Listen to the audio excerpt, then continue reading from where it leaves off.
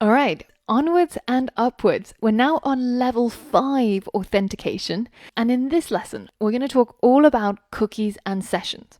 Now, just a word of warning here.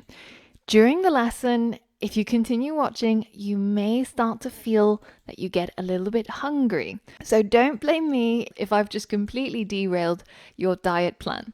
Because in this lesson, we're going to talk all about cookies and their yummy goodness. Not really. The type of cookies that we're talking about that relates to web development are more similar to fortune cookies because they have a message that's packaged inside. And you can pass these around and they can be broken to reveal the message. So you've probably come across cookies before, but if you haven't, I just want to show you how it works in practice. So let's say we go onto Amazon and we search for the Switch, right? The Nintendo Switch. And we decide to go ahead and add it to basket. So now when we look inside our basket, you can see we have one item, the Switch, right? And then we're going to do something that all e-commerce sites hate. We're going to go and navigate away and abandon our shopping cart. Now this, to any e-commerce website, is a real crime because the user obviously wanted to buy something, but then at some point they got distracted by something else, abandoning their cart without checking out. So what does Amazon do? Well, as soon as you added that item to the cart, Amazon has created a cookie and has stored that cookie on your browser. So how can we go and view that cookie?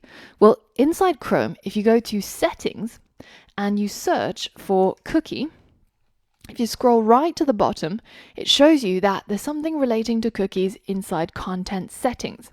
So if we go over there and we click on cookies, you can see there's this option to see all cookies and site data. And now you can see that Amazon has not added just one cookie. Just by doing that very small act of adding a Nintendo Switch to our Amazon basket, Amazon has told our browser to save all sorts of information about ourselves. And if we click on amazon.co.uk, you can see there's the session token, the session ID, and these cookies don't necessarily contain any actual information, say this user wanted to buy a Nintendo Switch, but what they do contain is an ID number. And this ID will be used to fetch all of those things that you added to your cart during this browsing session on Amazon.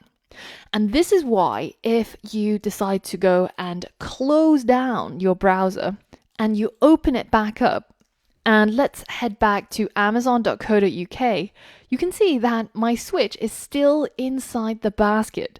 So they haven't forgotten this.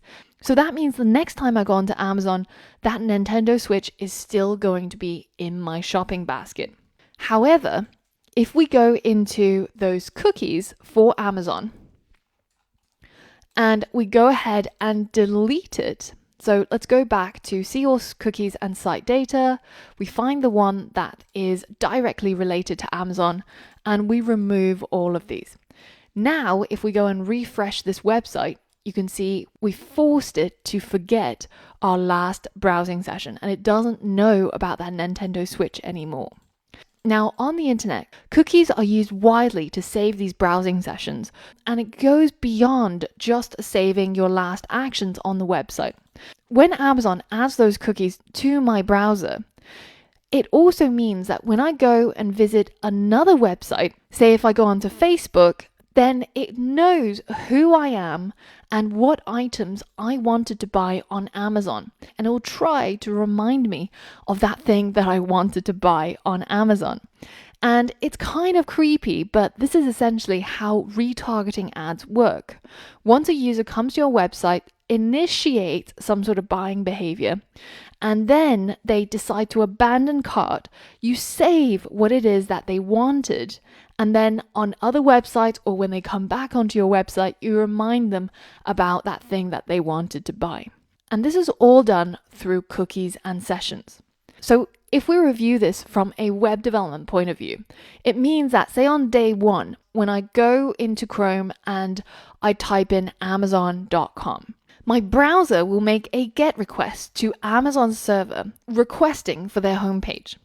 Amazon server will then respond to that request and send over the HTML, CSS, and JavaScript files that are needed for my browser to be able to render the Amazon website. And then let's say that we decided to add a computer to our cart. Well, that is equivalent to making a post request to Amazon server, saying that I would like to buy a computer, right? And it's at this moment in time when Amazon servers will create a cookie that contains that data. This user wanted to buy a computer. And when it responds to the post request, that cookie gets sent along and the browser gets told to save that cookie. So that means that if I now get distracted and I decide to go onto Facebook or whatever it may be, but if I come back tomorrow, that cookie is still saved on my browser.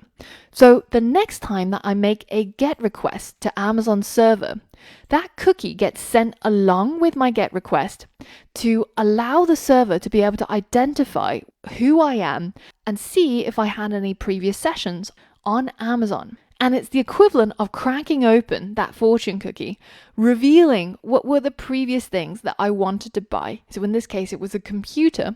And then they could respond with the HTML, CSS, JavaScript, and also render my cart so that the computer is already added in the cart. So there are lots of different types of cookies, but the types of cookies that we're going to be looking at are the ones that are used to establish and maintain a session. Now, a session is a period of time when a browser interacts with a server. So usually when you log into a website, that's when your session starts, and that's when your fortune cookie gets created.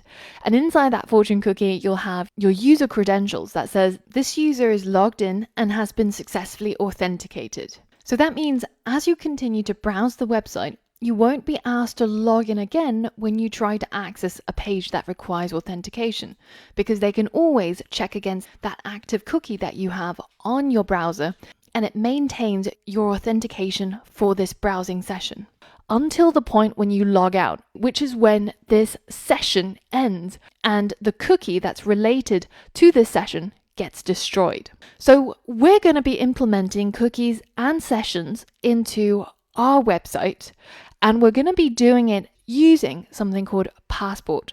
Now, if you talk about Node.js and authentication, it's almost impossible to not mention Passport. And it's something that's very, very flexible, and it allows you to authenticate your users using either a local strategy, like what we're doing right now, which is username and password, or use a whole bunch of other services such as Google, Facebook, LinkedIn, Twitter. And it makes it a lot easier for you to be able to plug these different ways of authentication into your website. So let's get started learning about Passport and learning about how we can implement cookies and sessions.